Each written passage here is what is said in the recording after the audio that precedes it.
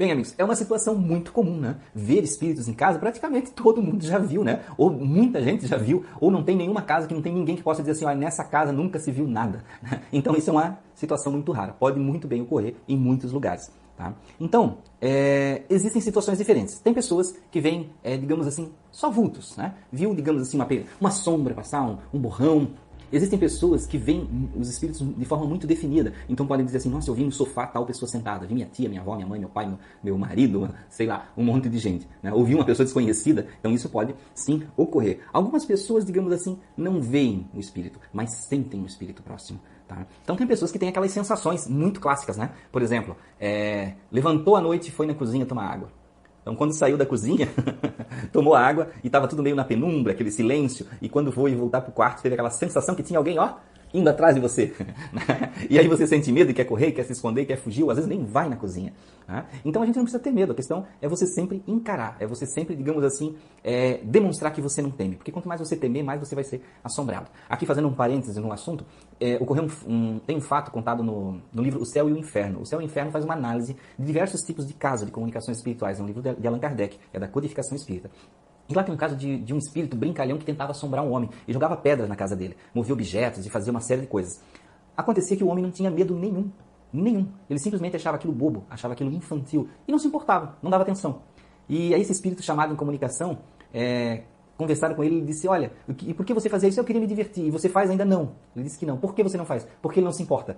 Ele não tem medo, ele simplesmente não liga. Então o espírito acho que ficou até ofendido e desistiu de fazer aquilo. Né? Mas isso é para vocês entenderem como que muitos espíritos agem. Agora é claro que existem várias motivações para um espírito estar em uma casa. Vamos ver? Podem ser parentes, tá? Que simplesmente não aceitam ter desencarnado. Né? Então eles se sentem desconfortáveis, eles gostariam de voltar, eles têm saudade, eles choram, ou eles estão doentes e ainda se sentem precisando de tratamento. Ou em muitos casos não têm noção que desencarnaram. Para eles, digamos assim, foram para casa. Receberam alta do hospital, ou simplesmente foram para casa e ficaram lá. Né? E às vezes têm noção que desencarnaram, sentem saudade, ficam tristes, às vezes não têm essa noção, acham que simplesmente estão vivendo ali. Né? Podem ser também parentes simplesmente em visita, parentes amigos que já estão em um estado, digamos assim, espiritual muito bom. Né? Então essas visitas não são problemáticas, porque eles vêm para ajudar, eles vêm para aconselhar, para dar boas influências. São visitas amigáveis, nesse caso não tem problema algum. Né? Aí é claro, tem espíritos obsessores, né? Que são aqueles espíritos que perseguem alguém da família. E aí eles circulam pelo lar, e aí, é claro, pode estar, por exemplo, um espírito perseguindo o pai da família e o filho vê esse espírito, ou a esposa, né? Ou até o próprio obsidiado. Podem ser, por exemplo, espíritos temporários, né? Eu dei esse nome agora, né? Mas o que significa isso? Um espírito que simplesmente viu você na padaria, no supermercado e resolveu ir para casa junto com você porque encontrou sintonia de alguma forma nos teus pensamentos. Olha a importância da vigilância dos pensamentos aí, hein? De repente você está lá na fila do pão, né? Com aquela tristeza, aquela saudade, aquela coisa, e um espírito foi lá e ó, se conectou em você por aquele sentimento. Tá? Ou de uma outra forma, você na fila do pão, mas digamos assim com desejo de beber ou de algum vício ou de alguma situação semelhante, e ele se sintonizou com você, ficou lá no seu ouvido, bebe, vamos para casa, bebe mais, leva uma caixa, né? Então fica influenciando você a fazer alguma coisa que na verdade ele prefere muito mais que você. Tá? Existem outros casos, por exemplo, espíritos presos à casa, que são de antigos donos, né? Pessoas que já moraram ali.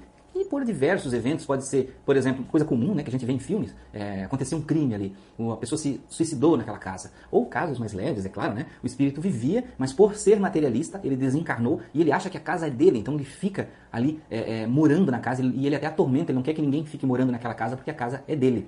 Às vezes, ele tem noção totalmente disso, que ele desencarnou e quer a propriedade da casa, e às vezes ele pode estar ali por um motivo da doença que ele desencarnou, ou coisa parecida, trauma de morte, e não ter noção do desencarne e está ali, digamos, vivendo pela casa. E às vezes ele pode até nem enxergar quem está vivendo ali, tá? Ele pode ver, digamos assim, só a dimensão mental do que ele vivia e não ver você ali naquela casa. Isso tem até um filme, né, chamado Os Outros, que tem um caso muito semelhante. Tem outros filmes parecidos, tá? Se eu lembrar, eu vou deixar referência depois na descrição, tá? Desses filmes que tem casos semelhantes de espíritos que vivem na casa. Um outro caso que pode acontecer são espíritos enviados por outra pessoa. Né? Por exemplo, alguém resolveu fazer um feitiço, um trabalho, uma coisa assim. E o que fazem? Uma entidade do mal, ela vai pegar um espírito, que geralmente é um coitado, né? Um escravizado, hipnotizado, e vai mandar para aquela casa para atormentar uma pessoa, um casal, né? De alguma forma. Seja para ficar doente, para a pessoa perder a noção das coisas, né? Ficar de uma forma mais complicada na vida. Né? Tem até um caso que ocorreu comigo, que eu saí em projeção astral à noite e fui com os amigos espirituais, que a gente tinha que visitar uma casa para retirar um espírito que estava lá. E eu lembro que na casa era um apartamento, se eu não me engano, não era muito grande, era um apartamento novo, e era um casal jovem, e parece que alguém não queria que eles estivessem casados, ou ficassem juntos, e alguém fez alguma coisa e esse espírito foi para lá. Esse espírito, coitado, ele não conhecia o casal, ele não sabia nada deles, ele simplesmente foi mandado para lá, escravizado, né? Ele tinha medo. Esse espírito, ele estava andando dentro da casa, e eu ficava seguindo ele, conversando com ele para convencer ele a sair de lá, né? E, digamos assim, ele ia para uma reunião mediúnica, conversar, e ele se escondia, ele ia para o teto, ele ficava como uma sombra, né, um espectro, ele ia para os cantos da casa, assim, e se espremia, tentando fugir. Né? Mas até que nós conseguimos convencer ele, né, que ali ele não era importante, ele não estava sendo um filho de Deus, assim, e ele podia viver de uma forma diferente. Então vejam que tem diversos tipos de casos e de espíritos. Tá? Bom, como é que nós podemos melhorar isso? Né? Como é que nós podemos fazer alguma coisa em relação a qualquer tipo de espírito que possa estar na nossa casa, que a gente possa estar vendo? Então, como eu falei, se é um espírito amigável, se é o teu mentor, um parente que está bem, não tem problema nenhum, você não vai precisar pedir socorro por isso, né? Agora, o primeiro passo, né? Sempre ter consciência que você tem ajuda de bons espíritos. Então, se você viu algum espírito e sentiu-se mal, teve uma impressão ruim dele, peça sempre mentalmente ajuda dos bons espíritos para que possam socorrer aquele espírito necessitado, o que quer que ele esteja fazendo ali, tá? Você pode fazer oração para ele.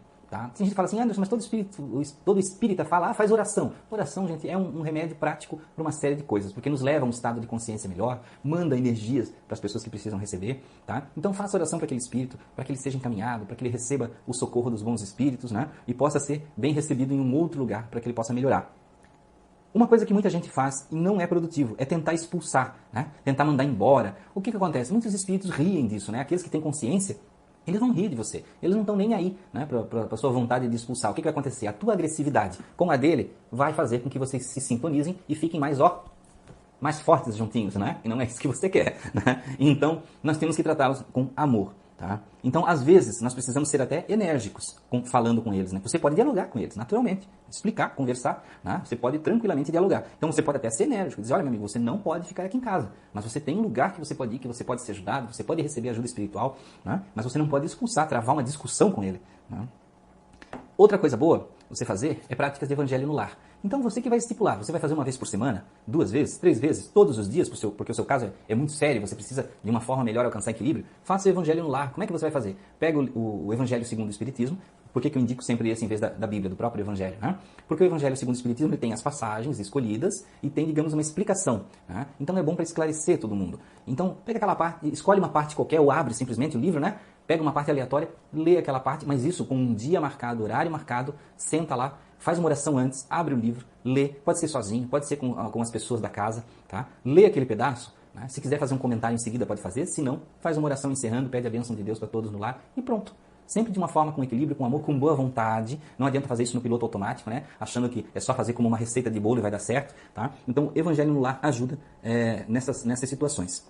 Muito bom humor, pensamento no bem, tá? Equilíbrio e boas ações para que nós tenhamos, digamos assim, a nossa aura, o nosso perispírito, a nossa psicosfera toda trabalhando em boas energias. Algumas pessoas vão dizer assim, Anderson, eu não posso, então, fazer como outras pessoas, acender um incenso, botar um filtro dos sonhos, colocar um vaso de pimenta, uma espada de São Jorge, você pode fazer o que você quiser. Mas tenha em mente que nada disso funciona se você não tiver equilíbrio em sua mente. Tá? Todas essas coisas são muletinhas, são adereços para que você olhe e lembre, né? Para que você olhe e tenha noção. Quando você acende um incenso, o incenso não vai expulsar um obsessor, não existe incenso que faz isso. Se fosse assim, todos os problemas espirituais das pessoas estariam resolvidos, porque tem incenso para chamar o dinheiro, para expulsar o obsessor, para trazer a pessoa amada, a gente não precisaria fazer mais nada. Mas pense bem, o incenso ele traz, digamos assim, um perfume para o ambiente que vai conduzir a sua mente a um estado de lembrar mais que você deve melhorar, de que você tem que estar em equilíbrio. Então, todas essas coisas, as suas mudanças visuais no ambiente, tá, fazem com que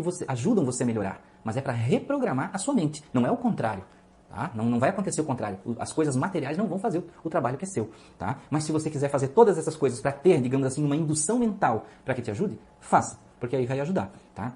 Então, gente, é isso que tinha para o nosso vídeo. Tá? Espíritos em casa, não precisa ter medo, faça oração, ajude, faça evangelho, converse se for o caso, tá? Não tem problema nenhum. É claro que você não vai sair falando na frente das outras pessoas, tá? Sem as pessoas entender, mas de forma discreta, ou em oração, ou mentalmente, tá? Tudo que nós pudermos fazer para ajudar, melhora a nossa vida e a vida deles. Se existem espíritos que estão, digamos assim, perto de nós, eles não estão lá de graça, estão por algum motivo, seja por sintonia, por uma falta nossa, por algum motivo. Cabe a nós, médiums, que sabemos disso, que temos consciência, que estamos estudando e trabalhando para isso, auxiliar a todos eles. Tá? Você está aí para isso, meu amigo. Então fique com Deus, esteja sempre com as bênçãos do nosso grande Pai no coração, muita luz, muita paz, sempre fiquem com o Mestre Jesus. Muito obrigado, até a próxima.